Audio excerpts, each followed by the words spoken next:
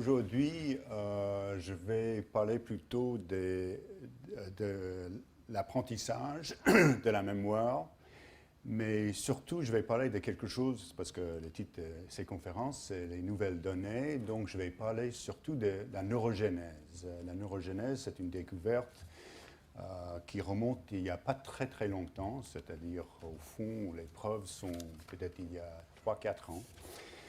Et en dépit du fait qu'il y avait, comme vous allez voir, les raisons pour lesquelles on aurait dû penser à ça il y a 50 ans. Mais avant de commencer de parler de la neurogénèse, je voulais raconter au fond deux histoires qui sont des histoires, une histoire sur la génétique et la façon dont les gens sont réagis. Et la deuxième histoire, c'est l'histoire de ce qui s'est passé depuis 50 ans en ce qui concerne cette histoire de la neurogénèse, c'est-à-dire que c'est plutôt, si on veut, comment ça se fait qu'on a rejeté certaines idées pendant très longtemps et tout d'un coup, ces idées sont devenues acceptées. Mais commençons avec le problème de la génétique. Il y a à peu près, je dirais, 12 ans, c'est-à-dire au début des années 90, une Canadienne, avec une équipe canadienne, ont édité un article dans le journal hebdomadaire prestigieux de la science, Nature, où elle annonçait qu'elle avait fait des études sur une famille en Angleterre qui avait une faute grammaire très spécifique. Et en plus, qu'ils ont trouvé qu'il y a un gène qui contrôle, en tout cas, elle a dit ça avec une certaine caution, si on veut, c'est-à-dire elle n'a pas dit ça comme si c'était prouvé, mais quand même, elle disait ça d'une telle façon, on avait l'impression qu'il y avait un gène qui contrôlait un aspect grammatique spécifique. Dans ce cas-là, c'était dans l'anglais, c'est-à-dire c'était une famille où les gens atteints de cette maladie ne pouvaient pas faire les pluriels, en plus, ne pouvaient pas faire les passés composés. À part ça, ils étaient tout à fait, en ce qui concerne le langage, normal. À part ça, en ce qui concerne tout le reste, elle disait qu'ils étaient normaux. C'était à partir de cet article qu'il y avait quand même pas mal de publicité autour de ça, c'est-à-dire il y avait dans les journaux en Amérique, New York Times et tout, on disait on a découvert un gène pour la grammaire. Et ce n'était pas comme si c'était seulement dans la presse populaire, c'était aussi dans la presse scientifique, c'est-à-dire quelqu'un très connu y compris ici, qui s'appelle Pinker, a fait un article un an plus tard dans Nature encore, où il a annoncé, aussi il lui disait, moi je ne crois pas qu'il y a un gène pour un truc spécifique dans la grammaire, mais quand même ça montre à quel point le langage est lié avec la génétique. Alors dire que le langage est lié avec la génétique, c'est un peu vague, mais en même temps, il était en train de pousser le fait que toute l'évidence avait l'air de prouver qu'il y avait des aspects de la grammaire déterminés par les gènes. Bon, c'était au même temps, en Angleterre, il y avait une autre équipe, qui était une équipe aussi des neurologues, qui ont fait des études sur cette même famille. Et ils ont trouvé, tout ça c'était faux, c'est-à-dire ils ont trouvé d'abord les défaits, c'était beaucoup plus grave qu'on a raconté, c'est-à-dire c'était pas que les pluriels, c'était pas que le passé composé, c'était d'autres choses aussi, et ils ont montré que les Canadiens ont fait certains tests, et c'est très limité, et c'était comme ça qu'ils ont eu ce genre de résultats, où ils ont montré qu'il y avait des problèmes spécifiques. En plus, ils ont dit qu'il y avait des problèmes qui n'avaient rien à voir avec le langage. Tout ça, c'était édité dans la presse encore scientifique. Et la raison pour laquelle je raconte l'histoire, c'était personne n'a remarqué ça dans la presse, ça passait inaperçu dans la presse populaire. Et donc, l'idée a resté, c'est-à-dire, je crois que maintenant, il y a une espèce de controverse autour de cette histoire, mais quand même, la plupart des gens savent que c'est un truc très complexe, c'est pas du tout évident, c'est-à-dire, c'est évident, c'est pas un problème spécifique, Mais je crois que dans la presse populaire et dans les communautés en général, même dans les écoles, on a l'impression qu'on est sur le point de trouver des gènes qui sont liés avec la grammaire. C'est-à-dire, c'est comme si la grammaire est déterminée par quelque chose de génétique. Bon. Ça, c'est lié avec un autre problème qui était, on a d'autres genres de problèmes de parole. Et il y a une qui s'appelle la dyslexie, c'est-à-dire où les gens ne peuvent pas lire, ont des difficultés à lire. Et c'était à peu près au même moment qu'on a fait une autre découverte qui était aussi autour de cette histoire de génétique. Ce qui s'est passé, c'était, on a toujours dit que les gens qui ont de la dyslexie ont des problèmes de langage. Et en plus, on disait qu'ils ont des problèmes de langage, disons, génétiques. C'est-à-dire, c'était un problème qui était... on trouvait ça dans les familles, et donc c'était évident que ça avait quelque chose avec les gènes. Mais c'était surtout le fait que la dyslexie, c'était un problème de langage. Et en plus, on disait que c'était sans espoir, parce que ça c'était très important, parce qu'il y avait des enfants dans les écoles qui ne pouvaient pas apprendre à lire, et donc on a décidé, ça ne vaut pas la peine de faire trop d'efforts avec eux. Ils s'étaient mis à l'écart, et donc au fond, pour la vie, ils ne pouvaient pas faire grand-chose, ils n'ont jamais vraiment bien appris à lire. On a fait une découverte un peu bizarre. On a fait la chose suivante. Ça, c'était aussi, cette fois-ci, c'était en Amérique, et c'était une femme qui s'appelle Talal. Elle a remarqué que si on prend une phrase qui était enregistrée et on a donné cette phrase à un enfant pour l'écouter, c'est un enfant avec la dyslexie, et on jouait la phrase plus lentement, mais on a ajusté la tonalité, parce que si on fait ça avec un magnétophone, ça va devenir trop bas, c'est-à-dire que ce n'est pas normal. Avec un ordinateur, on peut faire la même phrase avec les mêmes intonations plus lentement. Elle a remarqué, dans ces cas-là, les enfants avec la dyslexie ont commencé d'apprendre à écrire. Bon, pour faire d'une histoire assez longue, une histoire brève, je veux vous montrer qu'est-ce qui s'est passé. La découverte qu'elle a faite,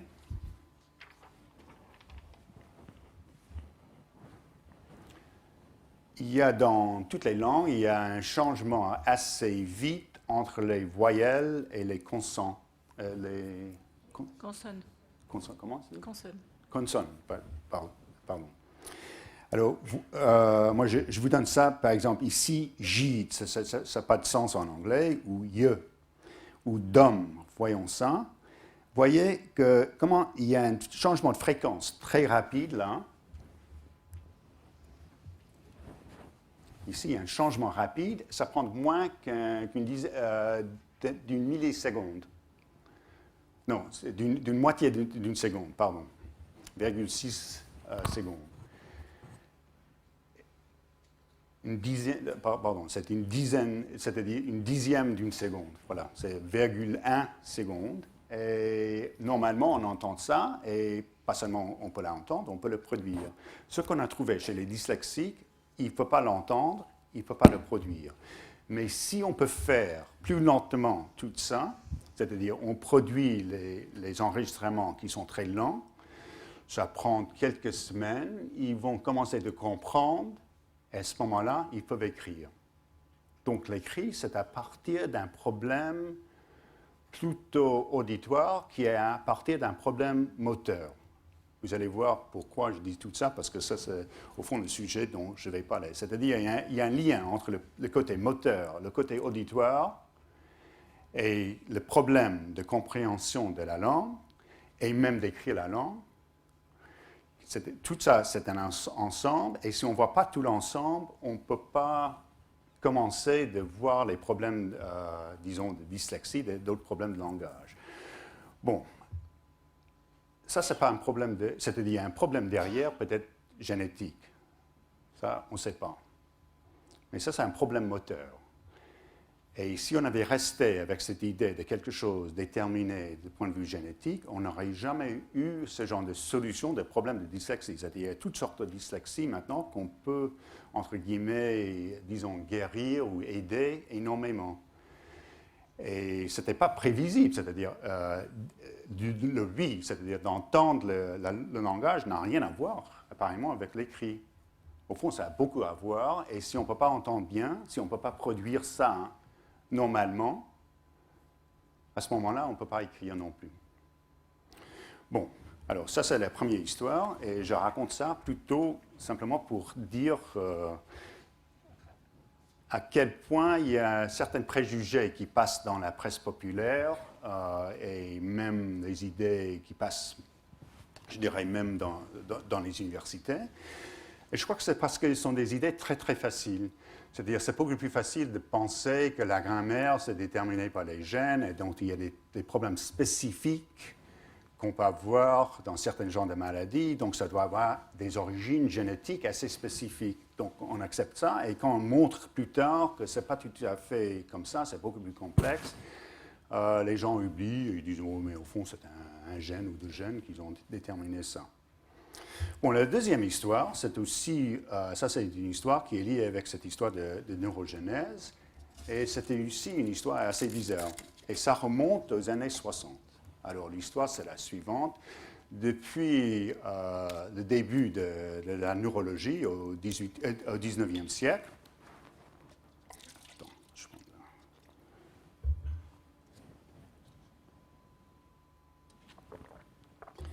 on a toujours pensé, et il y a une espèce de logique là derrière, qu'il y a un moment quelconque, le nombre de neurones dans le cerveau seront figés. Et on disait, c'est probablement peu après la naissance. En partie au XXe siècle, on pensait comme ça à cause de l'ordinateur, on pensait comme ça aussi parce qu'on ne pouvait pas comprendre comment on pourrait avoir l'apprentissage de quelque chose et après avoir des neurones qui vont changer, qui sont renouvelés, parce qu'on va perdre ce qu'on a appris. Donc il y a une logique là qui est bizarre. En plus, si on a des souvenirs, on va perdre les souvenirs, si on est toujours en train de renouveler le cerveau. Donc c'était plutôt comme ça qu'on a décidé, vraiment décidé sans preuve d'une façon ou l'autre, parce qu'on ne pouvait pas faire des expériences facilement sur un cerveau pour voir si les neurones sont en train de pousser ou pas. On a décidé qu'il n'y avait pas de neurogénèse. Au 19e siècle, on était comme ça. Au 20e siècle, c'était comme ça. Et d'ailleurs, il y a pas mal de théories qui ont comme base, je dirais, par exemple, la théorie d'Edelman et la théorie de Changeux, qui ont de base la sélection. Et derrière ça, c'est l'idée qu'on a quand même un réseau de neurones plus ou moins figé à partir de la naissance ou peu après la naissance. Donc, c'était essentiel pour comprendre le fonctionnement du cerveau de quand même avoir l'idée qu'on ne peut jamais avoir des neurones qui poussent. C'est une raison d'ailleurs pour laquelle on a toujours dit que dès qu'on a une lésion dans le cerveau, on ne peut rien faire. En 1965, à MIT, en Amérique, il y avait un neurophysiologiste qui s'appelle Altman, qui a édité des papiers en disant qu'il avait trouvé la neurogénèse dans les souris. Et il avait utilisé des techniques qui étaient au point pour le moment, qui étaient pour nous en ce moment assez primitives, mais quand même, il a dit que c'est assez clair qu'il y a de neurogénèse. Et il a insisté sur ça. Il y avait quelqu'un qui était à Boston, un peu aussi dans un collège à Boston, dans le même endroit, qui a trouvé un peu plus tard la même chose. De toute façon, tout ça s'était édité, et vers 70, on a dit à Altman, soit il doit changer ses idées, parce que c'est évident, c'est ridicule de prétendre qu'on trouve la neurogénèse dans une souris quand tout le monde est d'accord que ça n'existe pas. Donc on lui a dit, soit il doit changer ses idées, ou il peut partir d'MIT.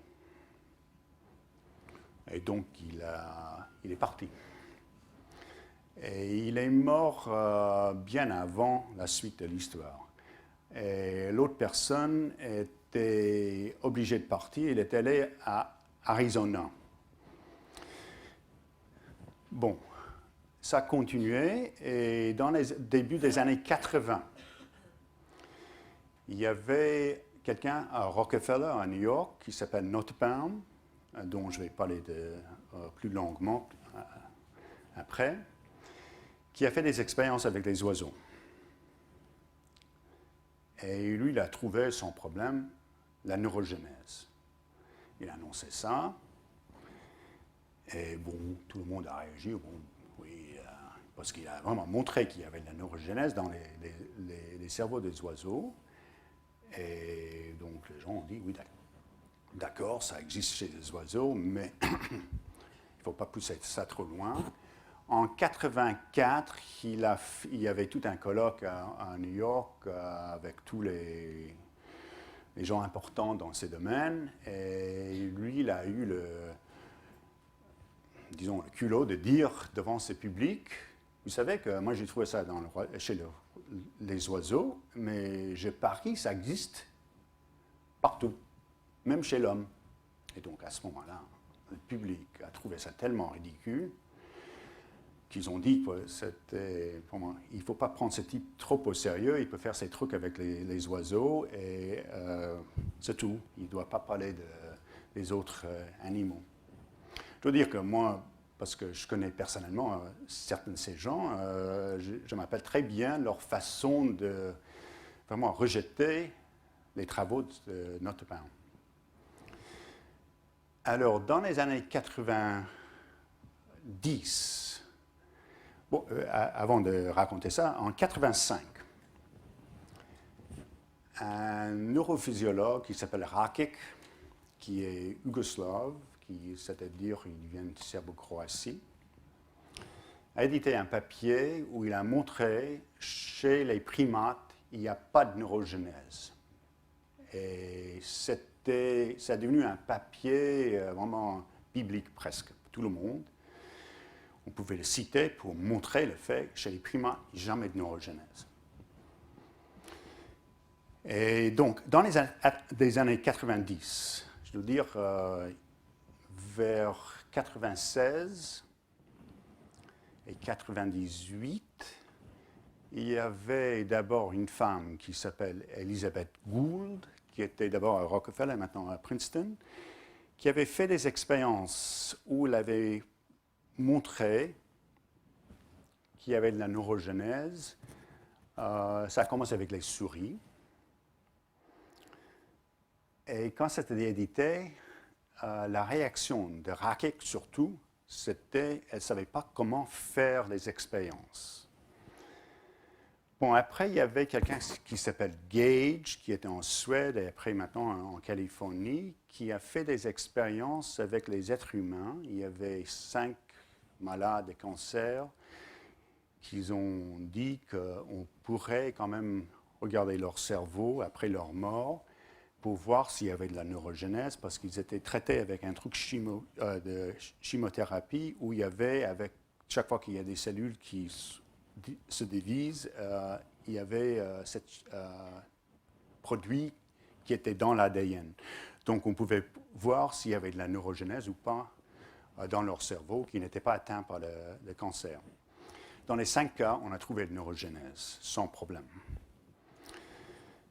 Et donc, Rakic, maintenant, parce que Rakic, c'était quelqu'un de très important dans ce domaine, il disait que tous ces gens-là ne savaient pas faire les expériences. Il a même essayé de montrer que Gould était d'une incompétence totale. Et en plus, il a dit, et moi j'adore sa façon d'expliquer pourquoi ce n'est pas possible qu'il y ait la neurogénèse. C'est-à-dire, c'était le même genre d'argument qu'on avait depuis un siècle. L'argument, c'était, moi je suis serbo-croate, je parle depuis longtemps l'anglais, mais avec un accent. La raison pour laquelle je parle l'anglais avec un accent, c'était parce que j'ai appris ça plus tard. s'il y avait de la neurogenèse, je ne parlerais jamais l'anglais avec un accent. La deuxième chose qu'il a dit, que je trouve aussi pas mal, c'était il a dit chaque an, je me rentre en Yougoslavie et je vois ma mère, et je reconnais ma mère après un an, elle me reconnaît. Donc ça, c'est aussi une preuve qu'il n'y a pas de neurogenèse. Parce que s'il y a de la neurogenèse, elle aurait oublié mon visage, et moi aussi, j'aurais oublié son visage. Bon, depuis maintenant 2-3 ans, je crois que tout le monde, et même Rakic, était obligé d'accepter le fait qu'il y a de la neurogenèse. Et pas seulement de la neurogenèse, il y a de la neurogenèse, comme on va voir, où on est en train, tous, tout le monde dans cette salle, de pousser, disons, les nouveaux neurones tous les jours, à peu près 10 000, même 20 000 par jour. D'ailleurs, on a trouvé ça chez les gens de 20 ans, chez les gens de 70 ans. Donc, ce n'est pas vrai qu'on perd les cellules quand on devient très vieux. Pas nécessairement, de toute façon. Donc, ça, c'est quelque chose d'accepté. Et maintenant, j'aimerais retourner dans les travaux de Nottebohm, parce que là, lui, il a fait des études sur les oiseaux. Et ces études-là continuent jusqu'à maintenant. Et il y a un côté dans toutes ces études qui est très intéressant, pas seulement pour la neurogenèse. C'est-à-dire, je dois revenir sur le problème. Pourquoi il y a de la neurogenèse? Et comment on peut répondre à ces gens, c'est-à-dire à tout le monde qui disait qu'au fond, ce n'est pas possible d'avoir de la neurogenèse sans perdre d'abord la mémoire, sans perdre l'apprentissage. Donc, comment on va expliquer ça? Je dois vous dire, il y a... En novembre, il y aura des conférences de Luke Steels, qui dirige le labo ici de Sony d'intelligence artificielle et travaille aussi à Bruxelles. Et lui, dans les début des années 90, il a trouvé que ce n'était pas possible de faire des robots avec beaucoup d'apprentissage sans créer, disons entre guillemets, des neurones artificiels. Et donc, on lui a dit, mais c'est ridicule, c'est pas biologique. Il a dit, moi, je m'en fous. Ça marche très bien. Donc, quand on a fait des simulations avec des ordinateurs, et après, ce n'est pas le seul. C'est-à-dire, les gens ont trouvé, bon, ça marche mieux si on met peu à peu des nouveaux circuits, si on veut. Donc, encore... Je dis ça, mais encore, on doit poser la question, comment ça se fait qu'on s'est trompé, pourquoi on s'est trompé, et qu'est-ce qu'il y a dans l'apprentissage, dans la mémoire, où, évidemment, maintenant, on peut dire que la neurogenèse est essentielle. Bon, mais pour commencer, regardons d'abord les oiseaux. Bon, les oiseaux sont intéressants parce qu'ils apprennent à chanter. Apprendre à chanter, apprendre à chanter, ça veut dire, au fond, ils apprennent un problème moteur. Ils peuvent utiliser leur système vocal pour produire les sons, les chansons. Il y a très peu d'animaux qui sont capables de faire ça. Il y a les êtres humains, bon, bien sûr, mais il y a les baleines, il y a des dolphins et il y a les oiseaux. À part ça, chaque animal qui a un système de communication a un système plutôt génétique, c'est-à-dire qu'ils n'ont pas besoin d'apprendre, il n'y a pas d'apprentissage. Leurs trucs, s'ils sont en train de communiquer, ils peuvent faire tout seuls, ils apprennent ça tout seuls. Un oiseau ne peut pas faire ça, ils doivent apprendre ses chansons, comme un être humain doit apprendre le langue. Même si il y a bien sûr un côté génétique, exactement ce que ça veut dire, c'est un peu vague pour l'instant, mais quand même il y a un apprentissage qui est essentiel. Bon, dans le cas des oiseaux, c'est très intéressant de voir qu'est-ce qu'il y a comme apprentissage. Et donc d'abord, j'aimerais décrire ça, parce que c'est des gens même avant Nottebohm, et après Nottebohm a fait quand même une analyse. Et après, ce que je vais faire, c'est comparer ça brièvement avec l'être humain. Je dois dire, je ne suis pas en train de dire que les chansons des oiseaux sont comme le langage humain. Ce n'est pas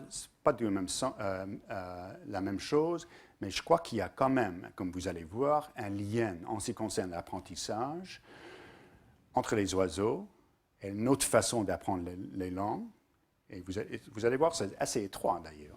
Bien sûr, il y a une chose qui est importante de dire, il y a un sens dans notre façon de communiquer et ça n'existe pas chez les oiseaux. Ou s'il y a un sens, ce n'est pas comme si c'est un sens qu'on peut créer et changer tout le temps. C'est un truc très figé, c'est lié avec leur façon de garder territoire, c'est lié aussi avec leur façon de chercher une mâle ou une femme, etc. etc. Donc, ce n'est pas vraiment un système sophistiqué de langage, mais c'est quand même un système assez sophistiqué et c'est appris. C'est un système où il faut apprendre à le faire. Et donc, le fait que c'est appris, ça nous donne quand même les aperçus sur la façon dont les êtres humains peuvent apprendre quand même le langage. Bon, qu'est-ce qu'on a remarqué chez les oiseaux? D'abord, on a remarqué que tous les oiseaux ont besoin d'un soi-disant tuteur.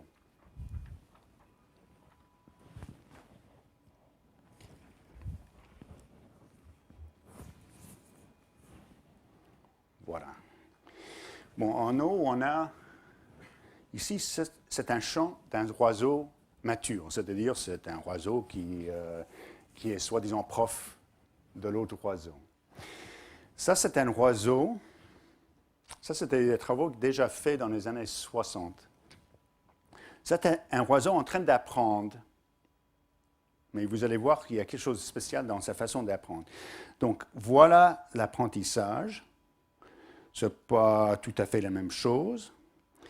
Et ça, c'est un oiseau qui est élevé, isolé. Ça, c'est l'apprentissage. Ça, c'est sa façon de cristalliser les chansons. Ce n'est pas tout à fait la même chose. C'est-à-dire que c'est quand même... Il y a un rapport entre les deux, mais c'est quand même une variation. Mais là, on a... Si on est isolé avant d'écouter un tuteur, on peut produire quelque chose, mais ça n'a rien à voir avec... c'est-à-dire, c'est très simple. Donc, le modèle, pour apprendre le modèle, il faut quand même que l'oiseau l'écoute. Bon, il y a un processus dans cette écoute. D'abord, les oiseaux nouveau-nés, s'ils sont dans une ambiance où il y a d'autres oiseaux en train de chanter, s'ils sont des oiseaux de même espèce, ils vont de préférence écouter les oiseaux de même espèce. S'ils se trouvent parmi les oiseaux qui ne sont pas de même espèce, ils vont quand même écouter les autres oiseaux. À un moment quelconque, le oiseau tuteur va partir. Et c'était à ce moment-là, on n'a plus besoin du prof. Que l'oiseau, en train d'apprendre, va commencer de chanter. Il va commencer de chanter, hein, c'est pas vraiment chanter, il va faire un peu comme un enfant, il va faire babille, comme ça, babiller. Et peu à peu, ça va prendre forme. Donc, ce qui est essentiel dans cette histoire, on a une période où on est exposé, c'est-à-dire on doit écouter soit les gens de même espèce, de préférence, soit les oiseaux pas de même espèce, bon, on va les écouter. Quand on est à partir d'un certain moment, on n'a plus besoin d'écouter le prof, on va commencer à produire les sons soi-même. À un moment quelconque, on peut isoler ces oiseaux-là, on va produire une chanson qui est mature. Si, au moment où, disons, l'apprentissage, c'est-à-dire l'écoute est terminée, si à ce moment-là, on assourdit l'oiseau, il ne va jamais chanter. C'est-à-dire, s'il avait écouté les chansons des autres oiseaux, sans vraiment commencer à chanter lui-même, et à ce moment-là, il est assourdi, il ne peut pas apprendre à chanter. Il va produire un truc bizarre. Et c'est la même chose si on fait ça pendant sa phase, c'est-à-dire quand l'oiseau commence à chanter un peu, s'il est assourdi, aussi il ne peut pas chanter bien. Et si on est assourdi après d'avoir vraiment produit une chanson finale, disons, à ce moment-là, il va chanter plus ou moins correctement pendant un certain moment et après, il va perdre peu à peu les chansons. Bon, il y a certaines espèces qui peuvent renouveler les chansons tous les ans. Il y a d'autres espèces qui ne renouvellent pas les chansons tous les ans. Donc, ça dépend des espèces. Mais dans tous les cas, il y a toujours cette période d'apprentissage. Et la chose la plus importante qu'on a remarqué, et si on pense à la dyslexie dont j'avais raconté l'histoire, il faut qu'on produise, c'est-à-dire il faut produire une chanson qu'on peut entendre. Si je ne m'entends pas, je ne peux pas parler. Si un oiseau ne s'entend pas, il n'apprend pas ses chansons. Ils doivent se corriger en s'écoutant. Alors, quel est le processus là d'apprentissage? On ne comprend pas très bien. Il y a, bon, d'abord, de côté génétique, il y a sûrement une préférence pour les mêmes espèces. Donc, il y a une certaine préférence pour certains genres de sons, qui sont des mêmes espèces. Peut-être ils reconnaissent plus facilement. Je dois dire que chez l'homme, on a reconnaissance des sons qui ne sont pas du tout spécifiques pour le langage. On a découvert ça assez récemment. Ça existe chez d'autres animaux, les mêmes sons qu'ils peuvent reconnaître, et il y a un côté génétique là. Peu à peu, ça devient plus limité. Mais au départ, ce n'est pas du tout, c'est-à-dire c'est très large la gamme. Bon, apparemment, avec les oiseaux, pour rester avec les oiseaux pour l'instant, ils reconnaissent certains sons et ils écoutent les chansons. Et ils peuvent apprendre, dans certaines espèces, ils peuvent apprendre dans 30 jours 60 chansons en écoutant quelques minutes par jour. Donc, ils ont une énorme mémoire. Et après d'avoir écouté ces chansons, ils vont commencer à chanter, mais ils vont prendre du temps pour apprendre les chansons. Mais ils écoutent ça, c'est-à-dire ils produisent leurs chansons en comparaison avec ce qu'ils ont entendu, qui est apparemment dans une mémoire. Donc, ils ont une mémoire de leurs expériences en écoutant les autres oiseaux, et ils font une espèce de comparaison parce qu'on peut les isoler à ce moment-là. Quand ils sont isolés à ce moment-là, ils peuvent produire des vraies chansons. Et en faisant une espèce de comparaison avec ces patrons, disons, c'est un template, comme on dit en anglais.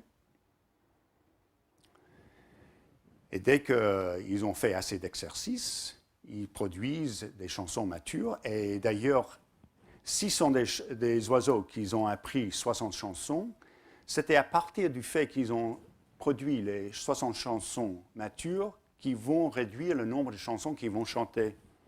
Parce que la plupart des oiseaux ne s'intéressent pas du tout à écouter 60 chansons. Ils ont une ou deux chansons par an. Donc c'est très curieux, c'est-à-dire qu'il y a une énorme capacité d'apprentissage, mais l'apprentissage dépend d'abord d'une période de mémoriser les sons, les chansons, et à partir de ça, il faut produire soi-même, s'écouter soi-même, et peu à peu, on peut produire la chanson finale. Voilà, donc ça...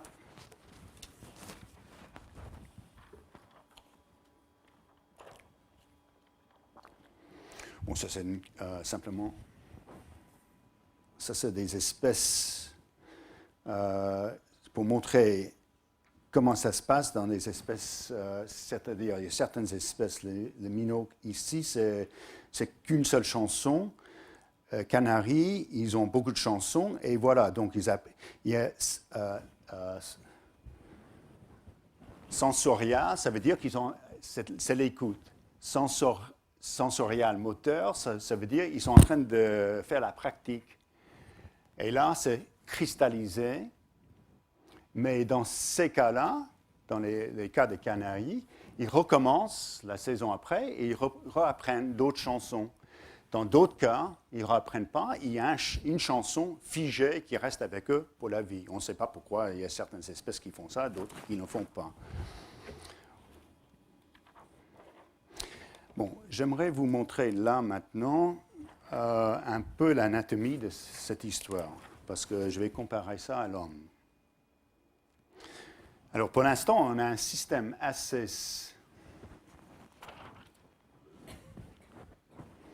C'est un système assez simple. Il y a, sauf, vous allez voir, il y a quelque chose qu'on a découvert vraiment il y a un mois à peu près, qui complique beaucoup l'histoire. Bon, le système, faire ça comme ça. Il y a au fond, pour produire les chansons, il y a deux centres, si vous voulez. HVC, ça veut dire haut centre vocal. Et RA, ça veut dire centre archaïque rigide, disons.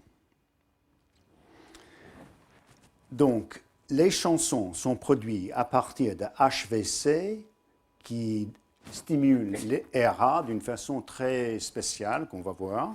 Et ça va au système vocal, ça c'est le système vocal. Et à partir de là, l'oiseau va produire, si vous voulez, sa chanson. Là, c'est le système auditoire, c'est-à-dire pour l'écoute. Et bon, ça c'est pour montrer, et c'est plus complexe parce que je ne veux pas donner tout un cours sur la neuroanatomie des oiseaux, mais au fond, c'est très important qu'il y a si on veut, il y a une communication entre le système auditoire et le système, ça c'est plutôt le système moteur, mais ce n'est pas un système moteur pur. Donc, au fond, l'oiseau peut écouter sa production et se corriger. On ne sait pas où se trouve, on n'a vraiment pas d'idée où se trouve le patron, c'est-à-dire ce template qui était appris au début de l'apprentissage. Ça, on ne sait pas. Mais on a quand même pas mal d'idées comment l'oiseau va produire ses chansons. Alors, ce qu'on a trouvé récemment, on reste avec ça, c'était que ce centre HVC, il y a certains neurones dedans qui seront activés seulement une seule fois pendant la chanson. Et pendant moins c'est-à-dire moins c'est encore 0,6 millisecondes. Et ces neurones-là vont activer tout un complexe des neurones dans le RA, c'est-à-dire ils vont activer des neurones qui sont des neurones moteurs qui vont produire certains genres de sons. Et donc, ce qui est bizarre, et voilà, ça c'est...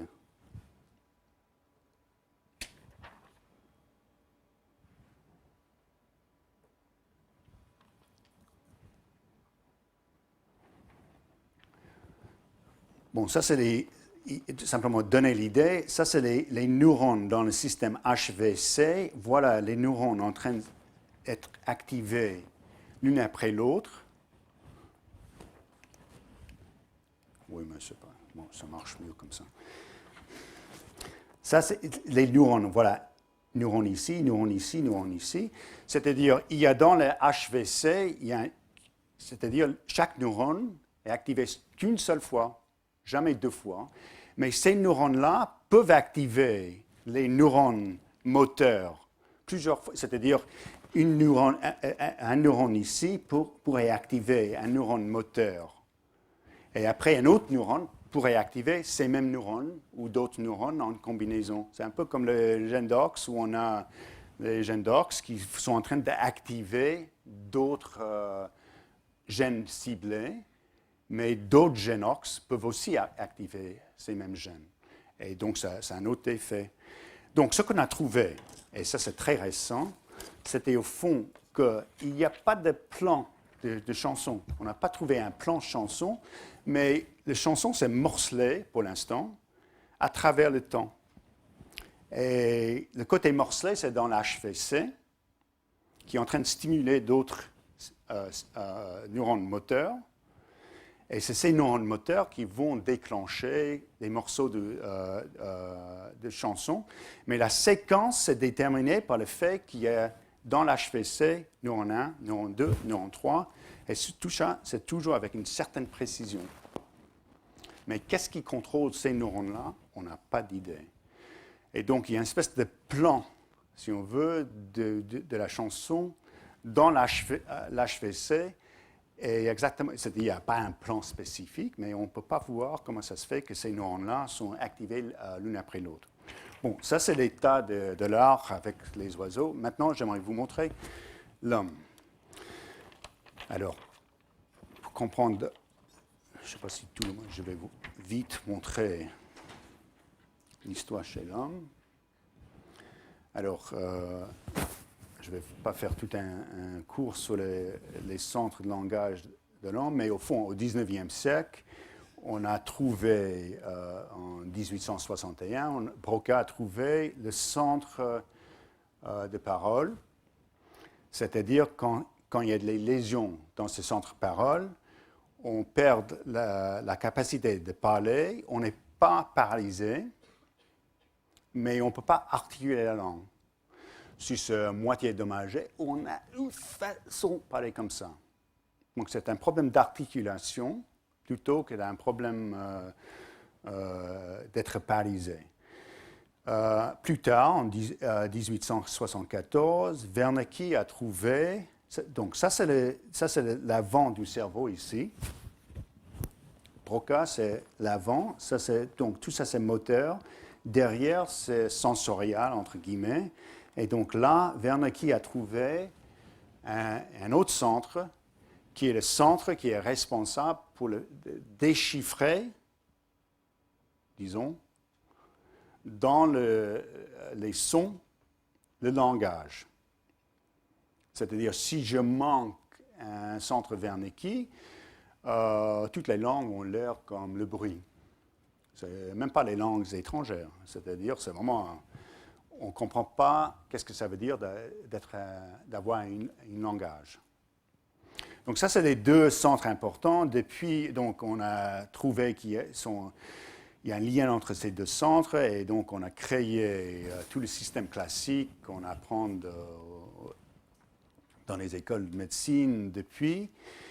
Mais on a découvert, et je dois dire les découvertes sont assez récentes, parce on reste souvent avec les systèmes classiques, parce que c'est simple, ça explique tout, ça a l'air d'expliquer les problèmes cliniques, en dépit du bon, c'est jamais net, mais rien n'est net, donc on accepte l'idée qu'il y a quand même un système qui est plutôt sain et rien de plus complexe que ça. Bon, depuis, je dirais, 20-30 ans, on a découvert que c'est beaucoup plus complexe. Et ça, maintenant, c'est comme ça, on s'est rendu compte que ce n'est pas que l'aire de Broca, il y a d'autres aires qui contrôlent l'articulation et d'autres aires qui contrôlent notre façon de déchiffrer les sons. Et donc, on reste avec l'idée, c'est un système de base comme ça, mais au fond, on se rend compte qu'il y a beaucoup plus dedans. Mais retournons aux oiseaux, là. Ah, pardon.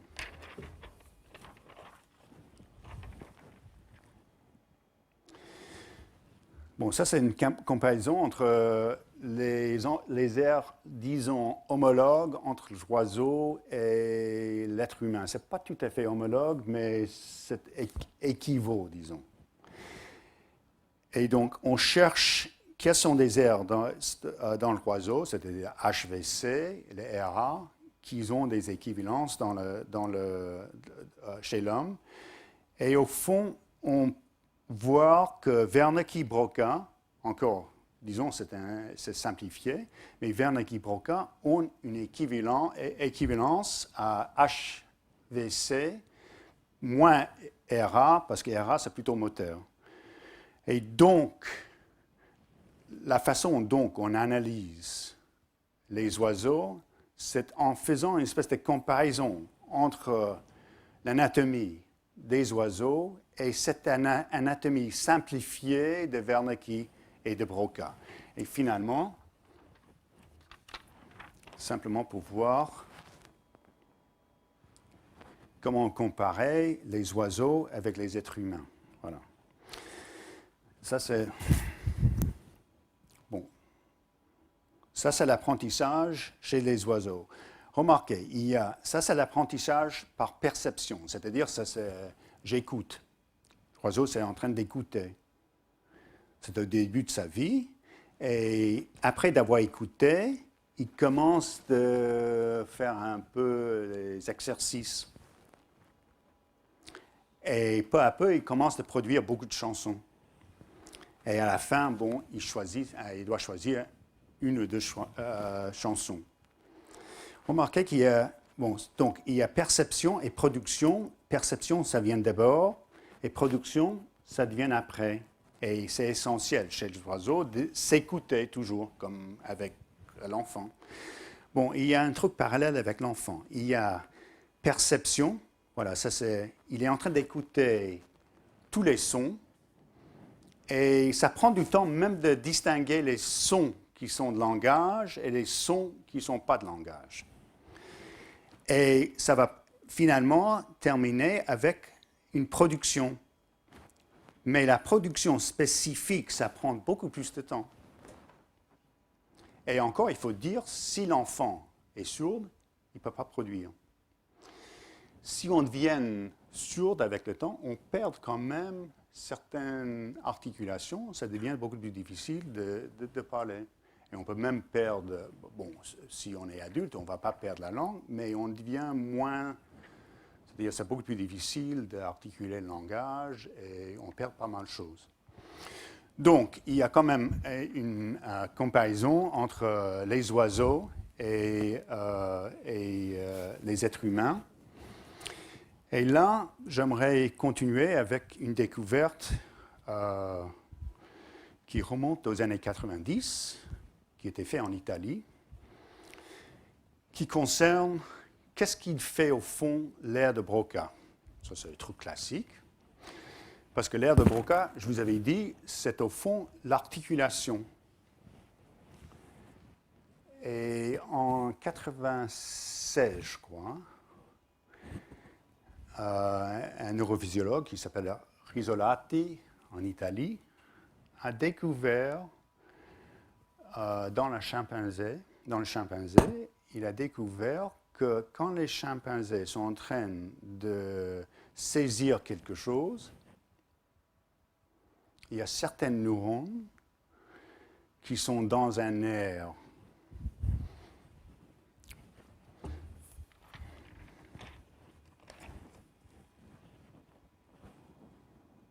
ici, F5, je ne sais pas si ça est visible, en tout cas, voilà, dans cette aire-là, ça c'est l'être humain, ça c'est le chimpanzé.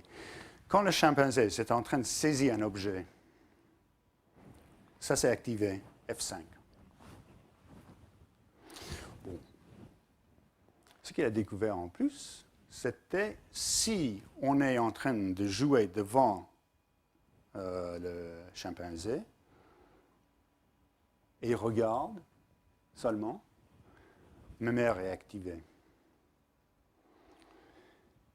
Et donc, et on a fait beaucoup d'expériences avec ça, ce qu'on a trouvé, c'est-à-dire, c'est une façon de comprendre l'action.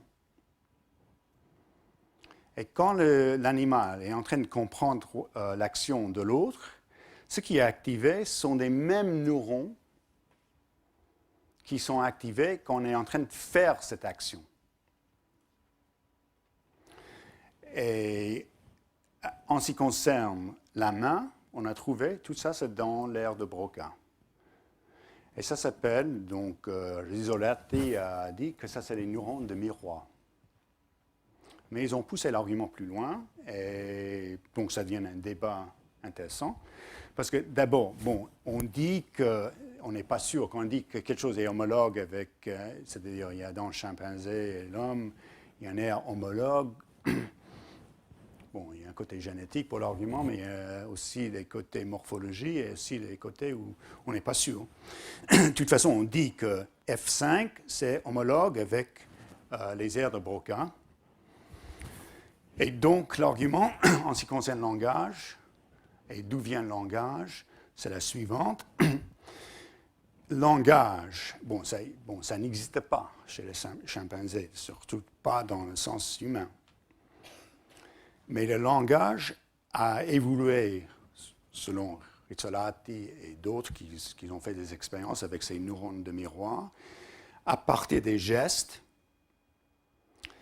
Et ce qui était important à partir des gestes, c'était pas seulement que moi je suis en train de faire un geste, mais que l'autre fait un geste, moi je comprends ça, mais ma façon de le comprendre,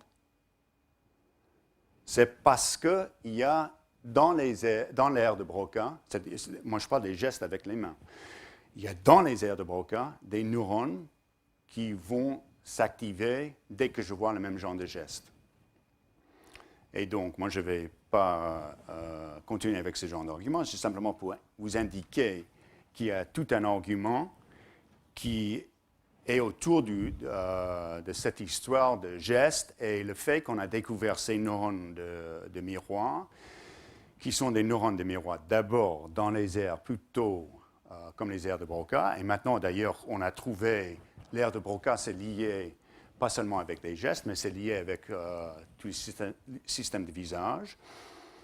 Et donc, on pense qu'il y a un système gestural, on peut dire, c'est à partir de ça que le langage chez l'homme a évolué. Bon, bien sûr, c'est aussi un argument très anti-chomskyen.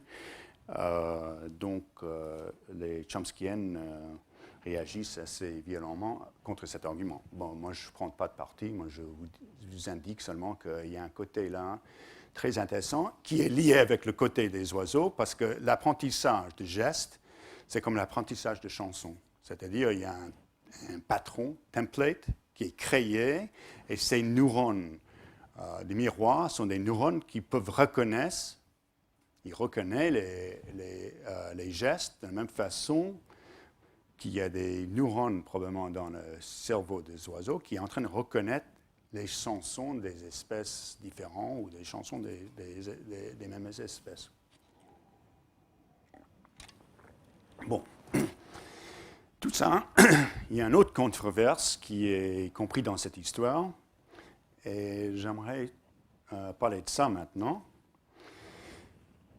C'est-à-dire tout l'argument qu'on a du 19e siècle avec les aires de Broca et qui a continué au 20e siècle, c'était d'abord qu'il y a certaines aires dans le cerveau qui sont spécialisées. Il y a Broca qui est spécialisé, Wernicke qui est spécialisé, etc., etc.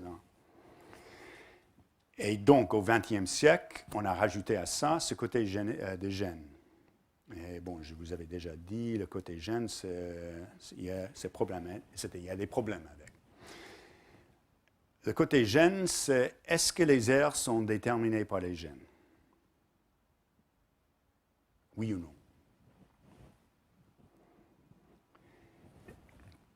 De toute façon, les arguments pour l'idée qu'il y a des aires qui sont spécialisées viennent pas seulement des études cliniques du 19e et même 20e, ils viennent aussi des imageries qu'on a fait du cerveau.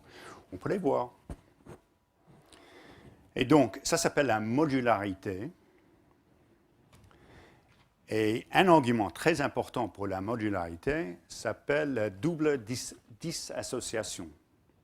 C'est-à-dire, si moi j'ai la capacité de parler et en même temps j'ai la capacité d'écouter et comprendre le langage, double disassociation, ça veut dire si j'ai une lésion dans l'aire de Broca, donc je ne peux plus parler, je peux quand même comprendre. Donc c'est disassocié, c'est-à-dire compréhension, ce n'est pas associé avec production. Ou on peut faire le contraire. Il y a pas mal d'études, il y a beaucoup d'études au fond, cliniques, où on montre plus ou moins, ce n'est pas toujours si sûr que ça, mais on montre plus ou moins ce genre de double disassociation. Et c'est surtout avec le langage qu'on a fait ça. Et donc, c'est un argument pour la modularité, pour le fait qu'on a des aires déterminées dans le cerveau qui à partir d'un côté génétique. Bon, donc ça, il faut connaître ça pour comprendre ce que je vais raconter. Il y a un syndrome qui s'appelle le syndrome de Williams, de William, où on a des problèmes de langage, mais c'est des problèmes de langage très limités. On a surtout les problèmes de reconnaître les espaces, c'est-à-dire de reconnaître, c'est-à-dire de comprendre les espaces.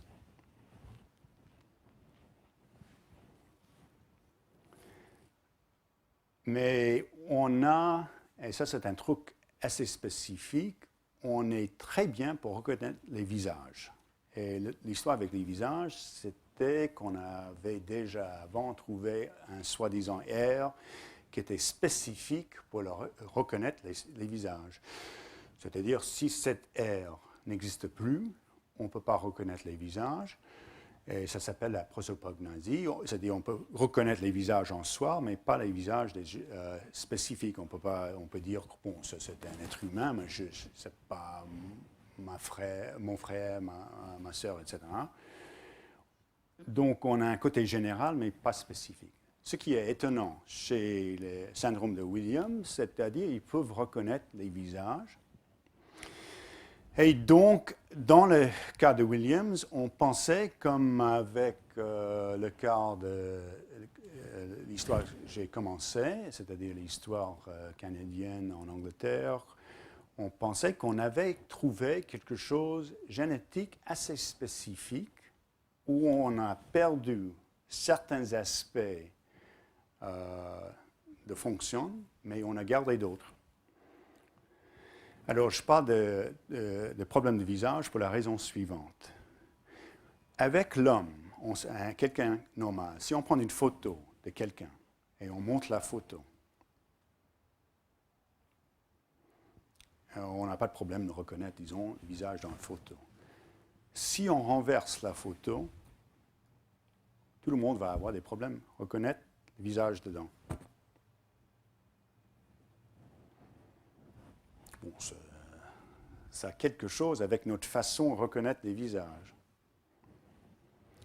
Si on prend un cas de syndrome de Williams et on montre une photo, il n'y aura pas de problème à reconnaître la photo. Si on renverse la photo, que bon, tout le monde dans cette salle aura des problèmes avec, syndrome de Williams, tout de suite, ils vont reconnaître. Ils n'ont pas de problème à reconnaître les visages quand l'image est renversée. Donc, ça suggère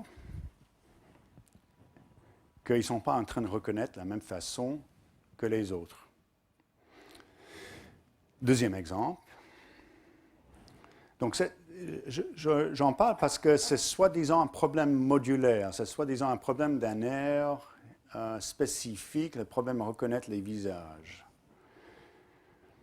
Bon, et un deuxième problème, c'est-à-dire, on disait que les syndromes Williams, ils n'ont pas de problème pour la plupart avec le langage, ils ont certains déficits, pas très importants, mais ils sont très calés. Ils apprennent assez vite. Donc, on a fait des études et on a trouvé, et évidemment c'est lié avec l'histoire de visage, ce qu'on a trouvé, qu'ils apprennent, disons, les mots pour les trucs spécifiques, c'est-à-dire plutôt de dire projecteur, rétroprojecteur, ils vont d'abord apprendre prise ou ça c'est lumière, je ne sais pas, loupe, je ne sais pas quoi. Ils apprennent très vite tous les détails. Ils sont très vite pour les détails. Et après, ils vont apprendre un truc général. Donc les mots qui sont plutôt des mots généralisés, ils ne s'apprennent pas vite. Et c'est exactement le contraire avec les enfants normaux. Normalement, on apprend les mots beaucoup plus généraux et après, on rajoute des détails. Donc, tout ça suggère qu'il y a tout à fait une autre stratégie chez syndrome de Williams, c'est-à-dire si on est quelqu'un en train de faire des études, on regarde un enfant qui a un syndrome de Williams, on va dire, bon, sa capacité de langage, c'est plutôt comme les normaux, sa capacité à reconnaître les visages, c'est formidable. Et donc, ce n'est pas ces aires-là qui sont atteints. Dès qu'on fait les études, on se rend compte, attendez, ce n'est pas comme ça qu'ils reconnaissent les visages. Ils reconnaissent les visages en faisant des petits détails. Et comme ça, quand c'est renversé, ils ne sont pas du tout gênés. Nous sommes gênés parce qu'on ne voit pas les petits détails, on voit un ensemble. C'est ça qu'on comprend. Et c'est la même chose avec le langage. Ils apprennent des vocabulaires énormes, mais c'est toujours des détails. Et bizarrement, si on parle avec eux et on fait des phrases très complexes, on se rend compte qu'ils ne comprennent pas. Mais il faut produire des phrases avec les mots très sophistiqués, donc on a l'impression qu'ils ont vraiment une connaissance du langage. Et non. Bon, on a fait des études finalement d'imagerie et on a trouvé la chose suivante. On a trouvé qu'au fond, leur façon de reconnaître les visages n'a rien à voir avec la façon d'un être normal. Ce n'est pas les mêmes aires. Ils ont tout à fait une autre stratégie pour reconnaître les images. Et c'est exactement la même chose avec le langage. Bon, d'avoir fait ça a suggéré, attendez, on avait l'idée qu'on était plutôt né avec des modules plus ou moins, c'est-à-dire pas né, ça prend un peu de temps pour que ça prenne forme, mais quand même on a ces modules qui sont plus ou moins déterminés par les gènes. Et là, tout d'un coup, on a quand même des personnes qui peuvent parler, qui peuvent reconnaître les visages, mais font ça autrement.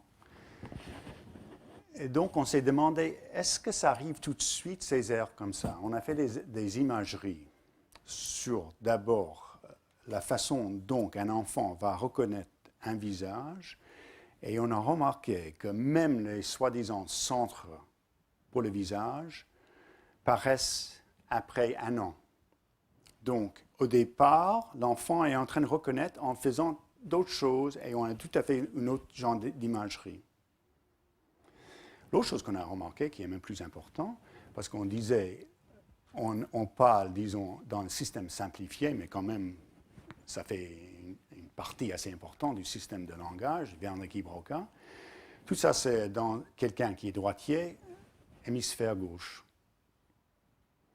Donc, ça se trouve toujours hémisphère gauche, dans le droitier. On a fait l'imagerie avec les enfants en train de faire l'apprentissage entre 1 an et 6 ans. Et on a trouvé que ce n'est pas du tout d'hémisphère gauche dans les droitiers, c'est 2 hémisphères. Et c'est comme ça, parce qu'on a toujours remarqué qu'on peut avoir des dommages dans le cerveau, même hémisphère gauche d'un enfant de 3 ans, il va apprendre à parler. Donc, il y a une énorme plasticité, on disait. Mais au fond, ce n'est pas ça. C'est-à-dire, il y a tout un, si on veut, une espèce de développement de ces aires. Et ce n'est pas évident que si ce développement, c'est-à-dire les aires de Broca, ils arrivent à partir de 6 ans. Est-ce que c'est à cause de l'expérience? Est-ce que c'est à cause de l'expérience plus de côté génétique? Bien sûr, c'est les deux dans un certain sens. Mais on ne peut pas dire que c'est-à-dire ça arrivera toujours comme ça. Dans les cas, la raison pour laquelle tout ça c'est très important, dans les cas où on a quelqu'un qui est né avec un cerveau qui n'est pas normal, il pourrait arriver à parler, il pourrait arriver à reconnaître les visages, mais il va faire ça d'une autre façon. Et c'est fortement probable que même dans les gens normaux, on a peut-être, à cause d'expériences, à cause des variations génétiques, on arrive, parce que c'est jamais exactement la même chose dans les imageries, on arrive, à cause d'un certain développement, à reconnaître les visages, à parler, etc., avec les stratégies assez variables. Pas trop, mais quand même variables. C'est-à-dire, ce n'est pas comme si c'est quelque chose tout à fait déterminé. En tout cas, c'est ça qui est suggéré par ce genre d'études. Pour l'instant, on ne peut pas pousser ça plus loin et on ne peut pas vraiment dire, bon, c'est de la vérité ou pas de la vérité. Mais quand même, ça fait un peu le défi de cette histoire de modularité. Et toute cette histoire, pour revenir sur l'histoire de la neurogenèse, moi je crois que c'est lié avec le problème de neurogenèse. Et donc, pour terminer, j'aimerais quand même essayer d'expliquer pourquoi on s'est trompé en ce qui concerne l'apprentissage, pourquoi, si on veut, la neurogenèse a un sens. Comme je disais, quand Luke Steels faisait les simulations, il trouvait que c'était beaucoup plus facile de créer des robots avec neurogenèse.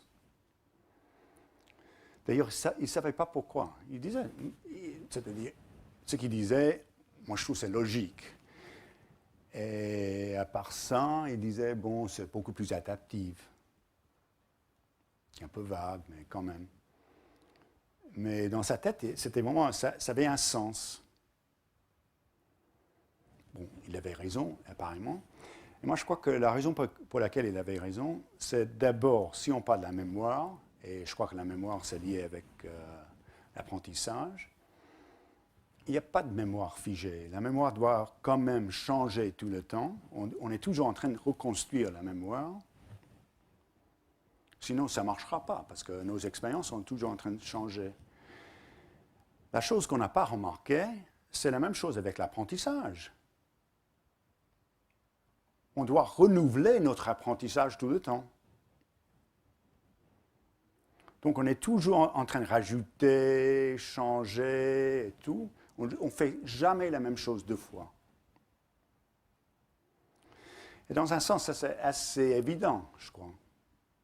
Ce qui n'était pas évident, c'est-à-dire, si on veut, dans la neurophysiologie, on disait, mais attendez, ça doit être quand même un truc figé.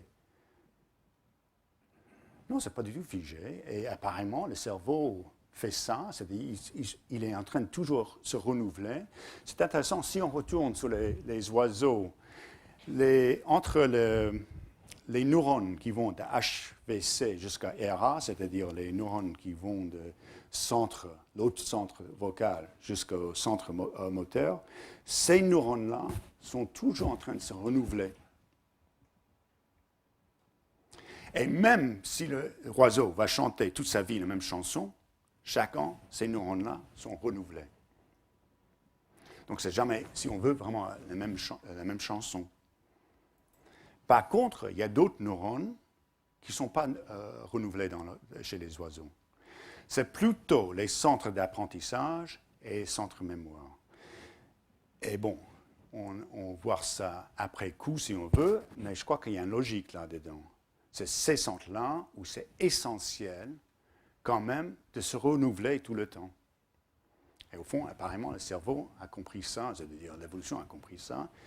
Et donc la neurogenèse qu'on a rejetée pour des raisons assez logiques, apparemment logiques, au fond, c'est une autre logique qui était toujours là, qui était toujours assez évident, mais qu'on n'a pas appliquée, si on veut, à la neurogenèse. Bon, merci. Et bon, là, je vais prendre les questions.